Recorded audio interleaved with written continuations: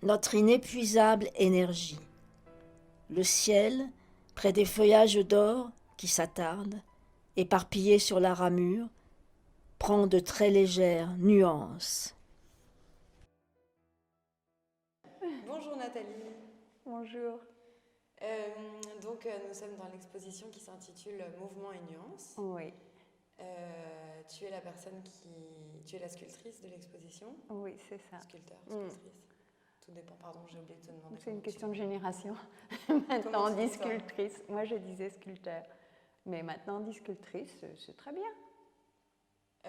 Tu es la sculptrice de l'exposition.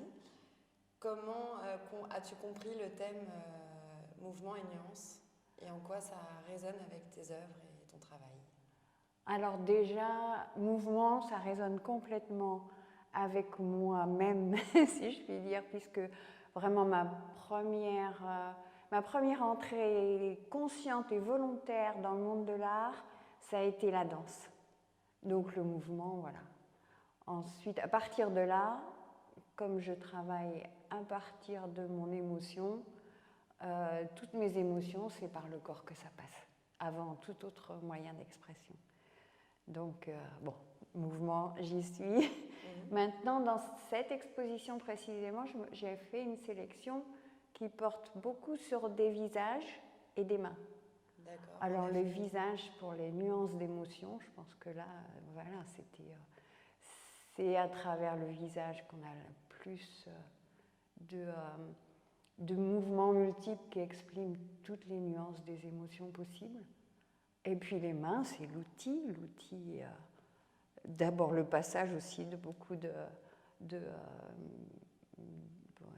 d'expression de soi, mais c'est un outil fantastique pour justement aussi traduire toutes les émotions. L'écriture déjà au départ, notre écriture, puis le dessin, tout quoi. Et le modelage pour la sculpture. Merci. Voilà.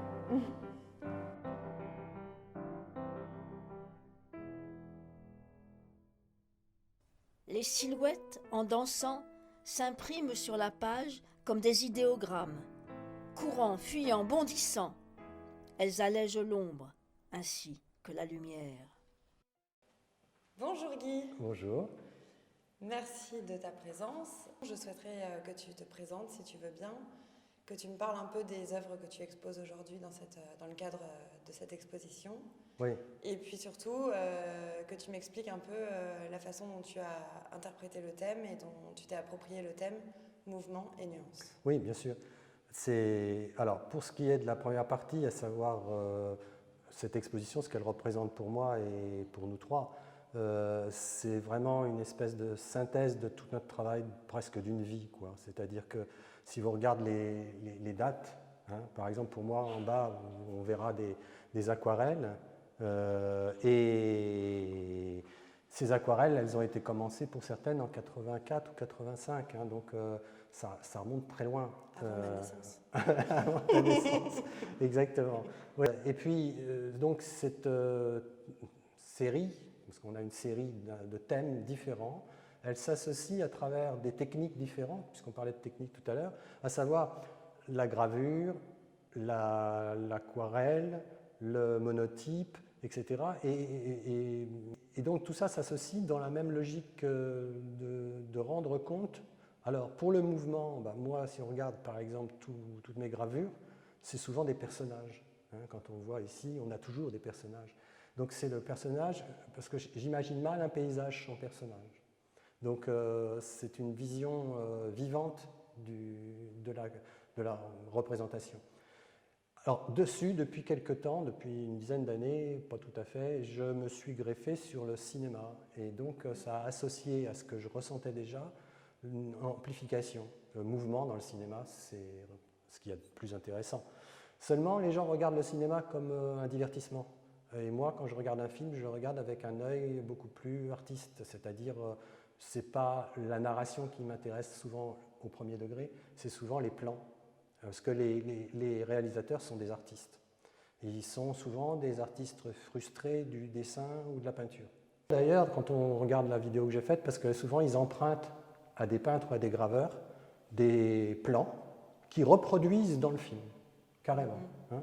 Donc ça veut bien dire qu'il y a un discours entre les deux dans le médium. Et puis la nuance, la nuance c'est la couleur pour moi. La couleur et le dégradé, puisque je considère que le noir et blanc, c'est de la couleur. Au sens où on obtient une gamme de tons différents en fonction de la lumière et des profondeurs de noir qu'on peut obtenir avec la gravure, qu'on n'obtiendra peut-être même pas du tout avec la photo. Hein.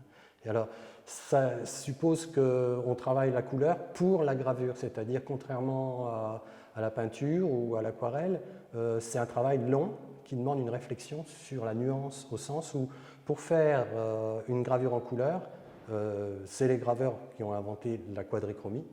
Hein, et donc on est obligé de faire 4 plaques ou 3 plaques, ça dépend des sujets. Et sur ces plaques, on a chaque fois une couleur différente qui se superpose sur le même papier. Donc c'est ce qui provoque, ce qui donne une lumière qui sort du papier.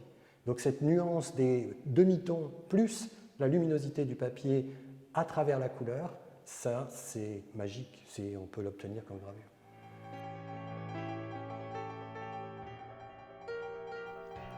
Grâce au pinceau délié, quelle beauté que le plein soleil d'été, chaque couleur rehaussée par l'ombre accentuée, quelle joie.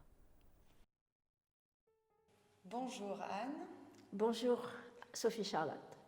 Est-ce que tu pourrais, pour resituer un petit peu, te présenter dans un premier temps et ensuite m'expliquer un petit peu le thème et puis la façon dont ton travail s'articule dans le thème qu'on a choisi, donc je répète, mouvement et nuance. D'accord.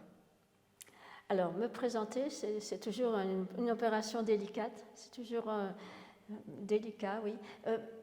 Tout ça, c'est toute une vie. Voilà, c'est une bonne présentation, non? Oui. Et accompagné aussi des poèmes, de l'écrit, tout ça, ça va ensemble. Le trait, la ligne et l'écrit, le vers, la phrase, quoi. Ça, pour moi, c'est ma vie, tout ça. Et alors, mouvement nuance, ça convient très bien, parce que je trouve que, finalement, si on regarde les tableaux, les sculptures, tout ça, c'est statique. Et donc, le grand défi, c'est d'exprimer le mouvement. Qu'est-ce que ça veut dire, exprimer le mouvement? Ça veut dire s'inscrire dans le devenir, dans le temps. Et à mon avis, c'est extrêmement important. L'art, ce n'est pas quelque chose qui doit se figer, c'est quelque chose qui doit exprimer le devenir de la vie dans son mouvement, et nuance, chaque instant séparé, chaque instant bien particulier. Comme nous, finalement, les êtres humains sont une multitude, mais chacun a sa nuance particulière, sa singularité. Mais, comme je disais tout à l'heure, la solidarité, c'est un vrai délice, parce que ça ouvre l'individu à ce qu'il ne pourrait pas imaginer de lui-même. C'est un dialogue, c'est je qui parle à un tu, c'est tu qui répond, et un grand respect les uns des autres, et comme une sorte d'utopie. Une utopie, voilà. Et l'art, c'est une utopie, finalement. Hein? Un lieu de nulle part, un lieu qui n'existe que dans nos têtes et que nous essayons de faire partager. D'où la joie d'une exposition et la joie d'un partage, je trouve. Voilà.